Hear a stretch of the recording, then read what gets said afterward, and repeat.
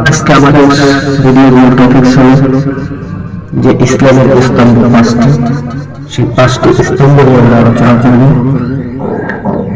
ইসলামের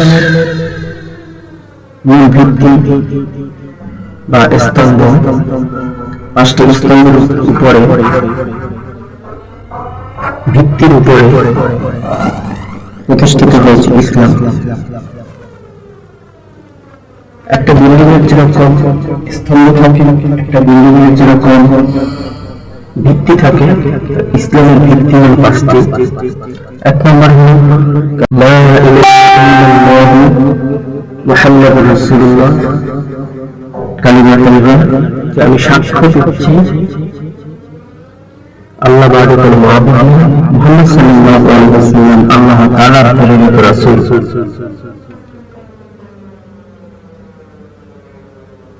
أشهد أن لا إله إلا الله وحده لا شريك له وأشهد أن محمدا عبده ورسوله।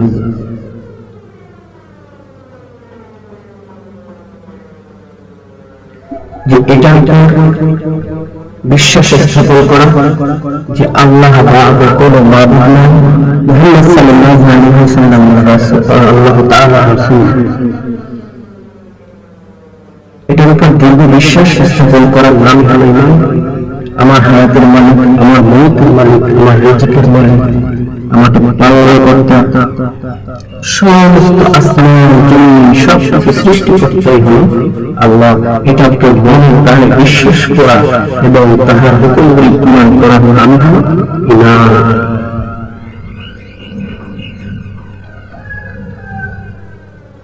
ইমানের পরে ইমানের সাথে সম্পৃক্ত ইমান আনলাম। এখন আল্লাহর সাথে যে আল্লাহর উপর ইমান আনলাম, সে আল্লাহর সাথে সাক্ষাৎ করা। কিভাবে আমরা সাক্ষাৎ করব? যার প্রতি না দেখে বিশ্বাস স্থাপন করেছি, তার প্রতি তার সাথে সাক্ষাৎ করার একটা মাধ্যম হলো নামাজ। আল্লাহ তাআলা কোরআন কারীমের মধ্যে বলেছেন, ইন্নাস সালাতা তানহা আনিল ফাহশাই ওয়াল মুনকার, যে নামাজ এমন একটা মাধ্যম যা মানুষকে সমস্ত খারাপ কাজ থেকে বিরত রাখে। নামাজ মানুষকে সমস্ত বেহায়াপনা, অশ্লীলতা থেকে বিরত রাখে। তবে নামাজের উপর নামাজ হতে হবে, আল্লাহকে ধ্যানের সাথে স্মরণ করতে হবে, আল্লাহর সাথে সাক্ষাৎ করতে হবে। প্রত্যেকটা মানুষের দৈনন্দিন জীবনে পাঁচ ওয়াক্ত নামাজ আল্লাহ তাআলা ফরজ করেছেন। পুরুষ, মহিলা, মেয়ে, ছেলে উভয়ের জন্য পাঁচ ওয়াক্ত নামাজ আল্লাহ তাআলা নির্ধারণ করে দিয়েছেন যে এই সালাতের মাধ্যমে আমার সান্নিধ্য লাভ করতে পারবো, আমার সাথে সাক্ষাৎ করতে পারবো নামাজের মাধ্যমে। আল্লাহ তাআলা নামাজকে খুব পছন্দ করেন। যখন আল্লাহ তাআলার হুকুম পুরো করার জন্য মসজিদে বান্দারা যায়, আল্লাহ তাআলা তাদের প্রশংসা করতে থাকেন ফেরেশতাদের সাথে। আর এই নামাজের মাধ্যমে আল্লাহ তাআলার কাছ থেকে চাওয়ার একটা মাধ্যম। আমরা পৃথিবীর কারো কাছে চাবো না, আমরা চাবো একমাত্র আল্লাহ তাআলার কাছে। বিপদে আপদে সুখে দুঃখে সব সময় আল্লাহকে স্মরণ করার নাম হলো ইমান। আর এটা কাজে লাগানো, এইটার উপর আমল করা নাম হলো ইমান।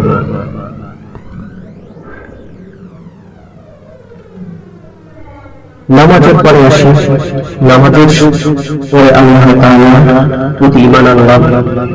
আল্লাহ তাআলার সাথে সাক্ষাৎ কিভাবে করব সেটা আল্লাহ তাআলা বলে দিলেন, এবং এরপরে আল্লাহ তাআলা আমাকে দুনিয়া চলার জন্য যে ধন সম্পদ প্রদান করেছেন, সেই ধন সম্পদ কিভাবে আমি বন্টন করব, কিভাবে আমি সেই ধন সম্পদ কিভাবে খরচ করব, সেটা আল্লাহ তাআলার বিধান অনুযায়ী করা আমাদের কর্তব্য। যেহেতু আমাদের ধন সম্পদ দেওয়ার মালিক তিনি, টাকা পয়সা দেওয়ার মালিক তিনি, তার চাহিদা অনুযায়ী সে যেভাবে বলে সেই অনুযায়ী আমাদের খরচ করা আমাদের দায়িত্ব। এজন্য আমরা যাকাত, আল্লাহ তাআলা যে যাকাত প্রথা বলেছেন যে যাদেরকে দেওয়ার জন্য বলেছেন, আমার টাকার মধ্যে আপনাকে যে আল্লাহ তাআলা, আমাকে যে আল্লাহ তাআলা ধন সম্পদ দিয়েছে, সেই ধন সম্পদের মধ্যে একজন গরিব, দুস্থ, অসহায় মানুষের একটা অংশ আছে, সেই অংশটা তাকে দেওয়া নামই হলো যাকাত।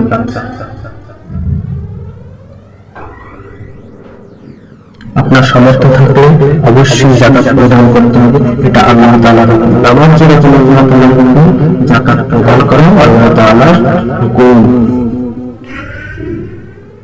যাকাতের পরবর্তী চতুর্থ স্থান হলো সাওম, রোজা রাখা। আমরা 11 মাস পানাহার করি, 11 মাস আমরা পানাহারের মধ্যে থাকি, কিন্তু আল্লাহ তাআলার জন্য 1 মাস সাওম পালন করা, 1 মাস রোজা রাখা, 1 মাস পানাহার থেকে বিরত থাকা নাম হলো রোজা রাখা। আর এই রোজা আমরা যদি রাখি, আল্লাহ তাআলা খুশি হন এবং আল্লাহ তাআলা রোজার ফজিলত হিসেবে আল্লাহ তাআলাকে খুশি করার জন্য আল্লাহ তাআলা বোনাস প্রদান করে থাকেন। যে রমজান মাসে একটা রোজা রাখে 70টা রোজা রাখার সওয়াব পাওয়া যায়। যে একবার সুবহানাল্লাহ বলে 70 বার সুবহানাল্লাহ বলার সওয়াব পাওয়া যায়। এরকম আল্লাহ তাআলা আমাদের প্রত্যেকটা কাজের ক্ষেত্রে রমজান মাসে বোনাস প্রদান করে থাকেন। এই কাজের ক্ষেত্রে আল্লাহ তাআলা বোনাস দিয়ে থাকেন।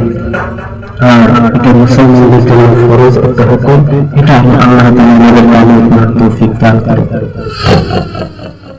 এরপরে আমাদের মাঝে যে পঞ্চম স্তম্ভ যেটা দিয়েছেন, সেটা হলো ইসলামের পঞ্চম স্তম্ভ হজ করা। যাদের সমর্থন আছে, আল্লাহ তাআলা যাদেরকে সমর্থন দিয়েছেন, সেই সমর্থন অনুযায়ী আমাদেরকে হজ করতে হবে, আল্লাহ তাআলার হুকুম পুরো করতে হবে। হজের জন্য নির্দিষ্ট সময় আছে, নির্দিষ্ট সময় অনুযায়ী আল্লাহর পথে আপনার সম্পদকে খরচ করে আপনি হজ করতে যাবেন। যখন আল্লাহর ঘর কাবা শরীফকে যখন তাওয়াফ করবেন, আল্লাহ তাআলা জীবন তামাম গুনাহগুলোকে মাফ করে দিবে, এমন পবিত্র করে দিবে। এবং একজন নাবালক শিশু বাচ্চা যেরকম ভূমিষ্ঠ হয়, ঠিক ওরকম আপনাকে পাপ পবিত্র করে দিবে। একজন শিশুর যখন গুনাহ থাকে নতুন পবিত্র করে দিবে। আল্লাহ তাআলা আমাদেরকে এই ইসলামের 5টা পিলার উপরে, ইসলামের 5টা স্তম্ভের উপরে কায়েম থেকে এগুলিকে দৃঢ়ভাবে প্রতিষ্ঠিত করার তৌফিক দান করুন। আল্লাহ তাআলা আমাদের আমল করার তৌফিক দান করুন। এবং আখির দাওয়ানা আলহামদুলিল্লাহি রাব্বিল আলামিন।